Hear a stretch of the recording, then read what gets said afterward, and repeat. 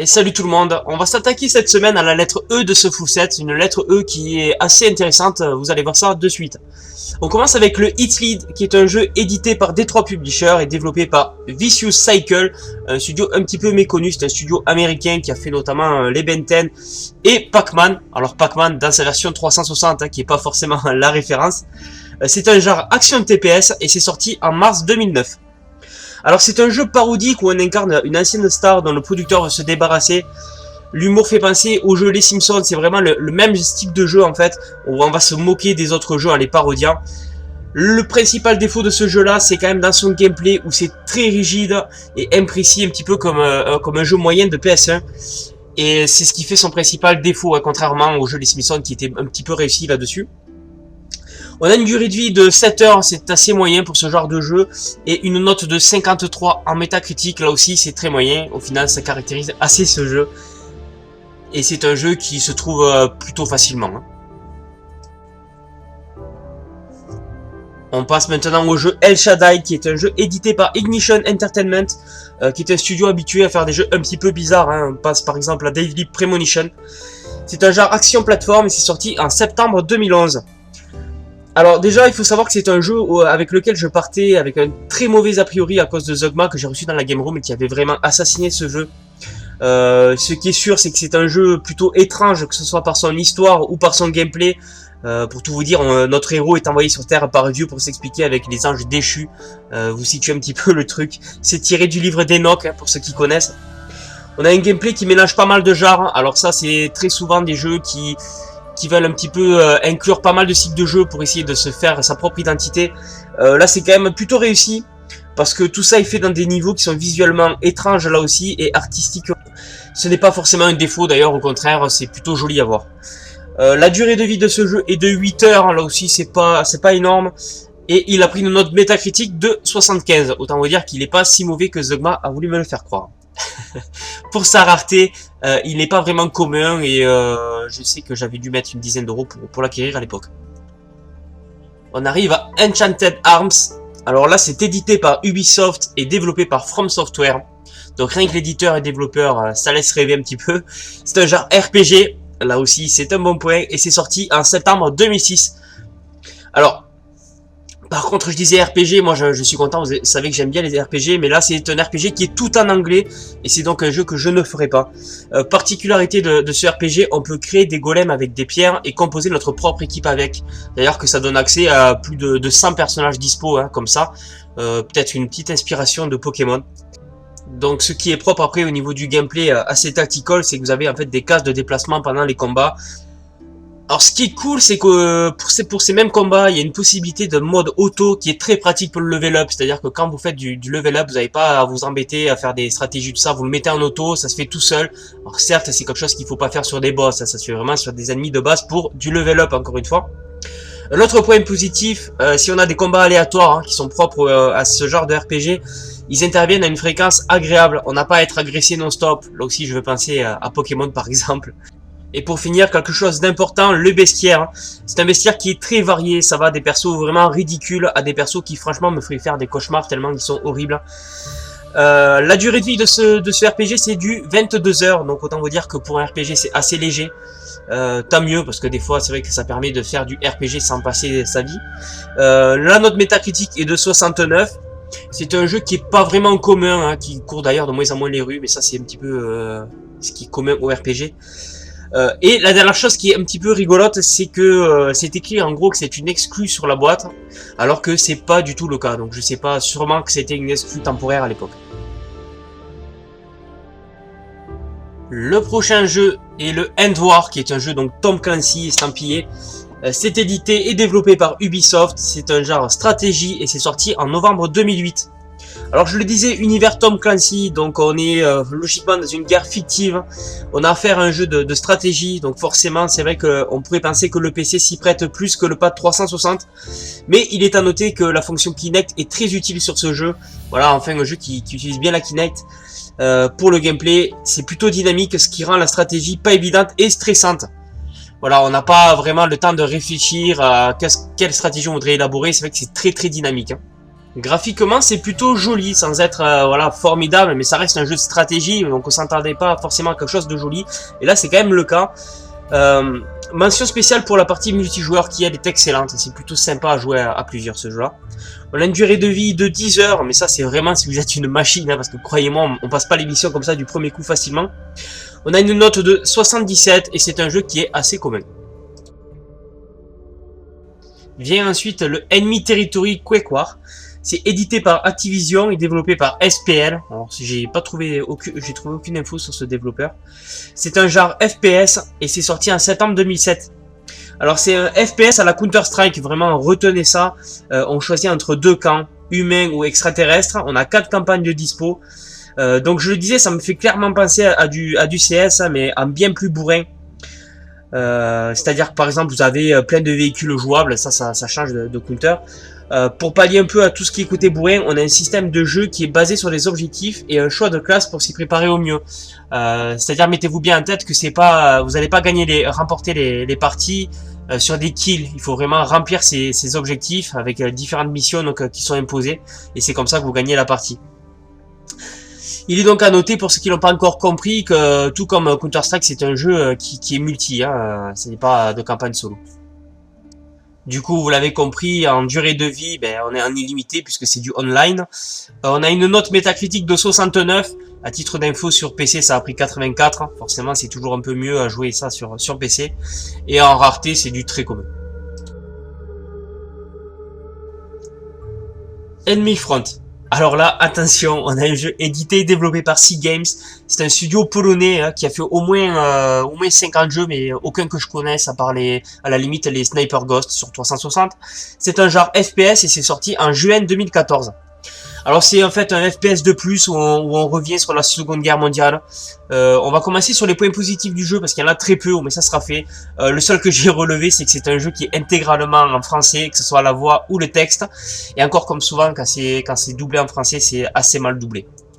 Alors ce qui est drôle dans le scénar, ça m'a plutôt marqué, c'est qu'en fait on joue un reporter de guerre, on joue pas un soldat, et ce reporter est en fait muni d'un sniper et il s'en sert mais vraiment parfaitement. Alors ça c'est génial, tu sais pas comment ils formaient les reporters en Pologne. On a une IA qui est plutôt mauvaise et ça c'est vraiment chiant pour du FPS et quand les ennemis font un peu n'importe quoi, tu t'es pas vraiment dans le trip.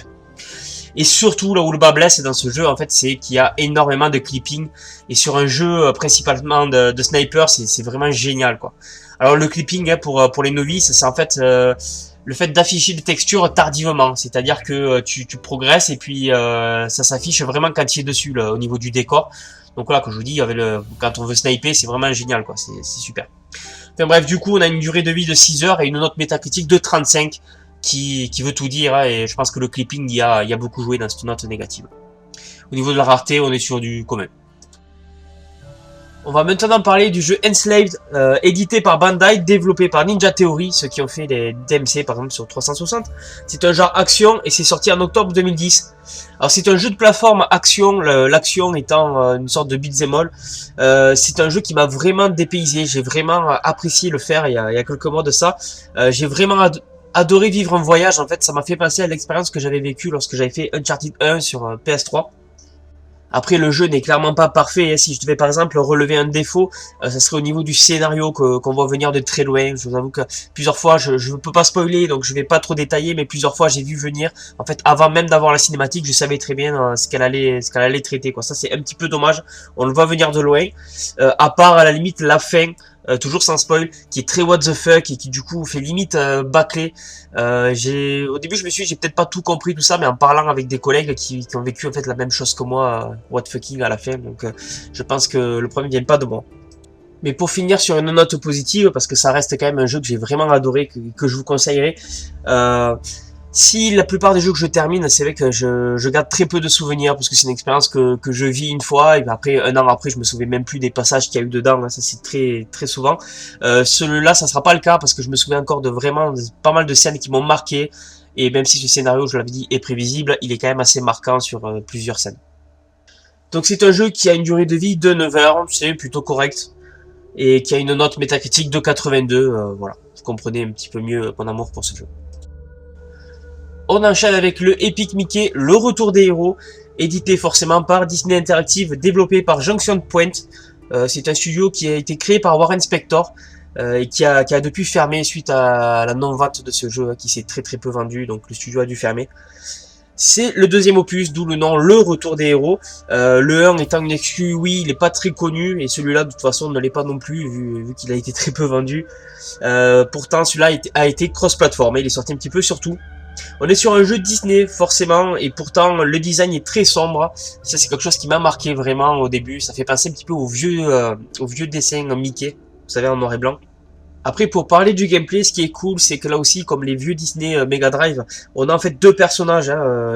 Donc le deuxième perso qui va nous suivre, qui peut être joué ou par le joueur 2 ou par l'IA.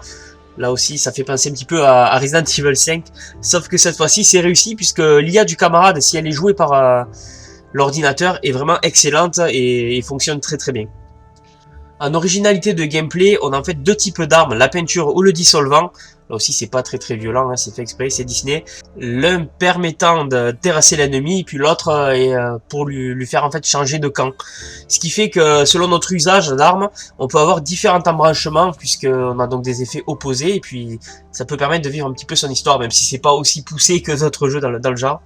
On a une caméra sympa pour une plateforme 3D, c'est vrai que c'est souvent le défaut des plateformes 3D, la caméra. Là, franchement, la caméra suit plutôt pas mal. Une durée de vie de 10 heures et une note de 59 qui n'est pas fameux, je pense que c'est ce qui a un petit peu joué dans la vente du jeu. Pourtant, le jeu n'est pas mauvais. Eragon, donc c'est édité par Sierra, développé par Stormfront. C'est un genre beat'em all, c'est sorti en novembre 2006. Alors c'est une adaptation de film, de toute façon vous le voyez bien à la jaquette, ils se sont pas trop embêtés. Il y a forcément, quand on parle d'adaptation de film en jeu vidéo, il n'y a pas trop d'attente à avoir. Cela dit, le développeur Stormfront a déjà fait ses preuves dans le genre, puisque c'est lui qui avait fait le Seigneur des Anneaux les deux tours sur PS2, qui était plutôt un très bon jeu, et un jeu à licence là aussi. Alors principalement beat'em all dans le gameplay, il y en a en fait les principaux défauts, à savoir peu d'animations de combat différentes. Surtout, on a très peu de bestiaires, c'est souvent les mêmes ennemis qui ont les mêmes gueules, des fois ils sont plusieurs à l'écran, ils sont tous pareils. Alors, ça fait passer au vieux beat'em all comme je vous disais. Et puis il n'y a pas d'évolution de personnage, là aussi c'est dommage puisque dans les deux tours, en fait les deux tours étaient plus aboutis alors qu'il est bien plus vieux que ce jeu là.